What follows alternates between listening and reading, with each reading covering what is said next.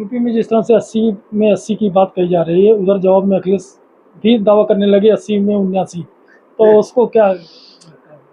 एक जिम्मेदार व्यक्ति का राजनीतिक क्षेत्र में इस शताब्दी का सबसे गैर जिम्मेदाराना बयान है जो अखिलेश यादव जी ने कहा है कि वो 80 में 79 सीटें। अब वो एक और बता दें कि कौन सी एक हम लोग जीत रहे हैं।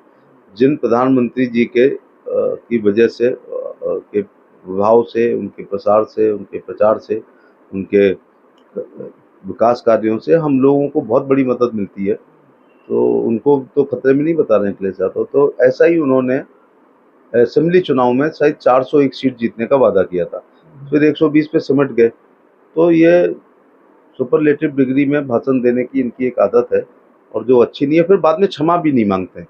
चलिए, अब हम और अखिलेश यादव इस बात पर एक शर्त लगाते हैं कि यदि उनके 79 नहीं आए तो फिर क्या करेंगे। मतलब मैं सार्वजनिक रूप से माफ़ी मांगने को तैयार रहूँगा, क्या वो मांगेंगे इस बात को? तो 5 साल का बच्चा भी मोदी मोदी जो चिल्लाता है, उसका भी वोट अगर मान लिया पड़ जाए तो वो भी मोदी जी के पक्ष में वोट डालता है। तो 79 अगर अखिलेश यादव जीत रहे हैं तो ये इसी को लफ्फाजी कहते हैं, राजनीतिक लफ्फाजी, और इसी को जुमलेबाजी कहते हैं जो वो हम लोगों पर आरोप लगाते हैं, और इसको जिम्मेदार नेता द्वारा दिया गया इस शताब्दी का सबसे गैर जिम्मेदाराना बयान है। तो ये मेरा वाला इंटरव्यू 4 तारीख को दिखाना जरूर। पश्चिम बंगाल में जो है, एक तरफ पूरे देश में जो है गठबंधन गठबंधन होता है, लेकिन पश्चिम बंगाल में लगातार जो अधीर रंजन चौधरी बनाम ममता बनर्जी दोनों एक दूसरे पर तल्ख प्रहार कर रहे हैं, तीखे वार कर रहे हैं, और फिर देश में कहते हैं कि हम साथ हैं।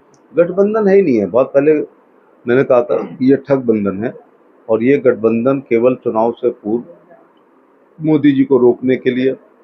मैंने कहा, कई बार रिपीट किया, आपको भी कहा है कि चाणक्य जी ने बहुत साल पहले कहा था यह कोई राजा बहुत लोकप्रिय होगा तो उसको रोकने के लिए दुश्मन का दुश्मन हमारे दोस्त के सिद्धांत पर दुरभी गठबंधन और संधियां उस समय होती थी। ऐसी एक हुई है।